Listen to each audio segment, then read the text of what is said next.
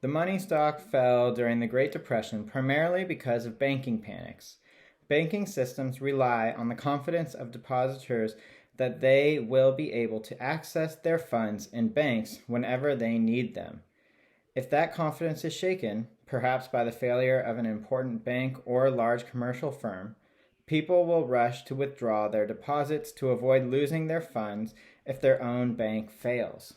Because banks hold only a fraction of the value of their customers' deposits in the form of reserves, a sudden, unexpected attempt to convert deposits into cash can leave banks short of reserves.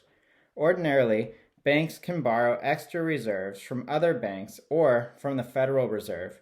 However, borrowing from other banks becomes extremely expensive or even impossible when depositors make demands on all banks.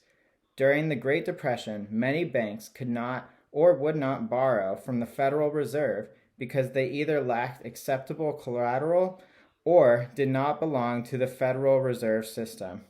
Starting in 1930, a series of banking panics rocked the U.S. financial system. As depositors pulled funds out of banks, banks lost reserves and had to contract their loans and deposits, which reduced the nation's money stock. The monetary tightening or constriction, as well as the financial chaos associated with the failure of large number of banks, caused the economy to collapse.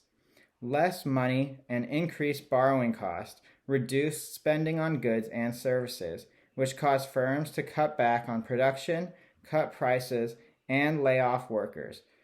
Falling prices and incomes, in turn, led to even more economic distress.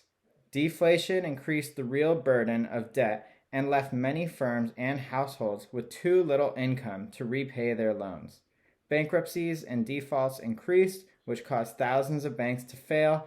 In each year from 1930 to 1933, more than 1,000 U.S. banks closed.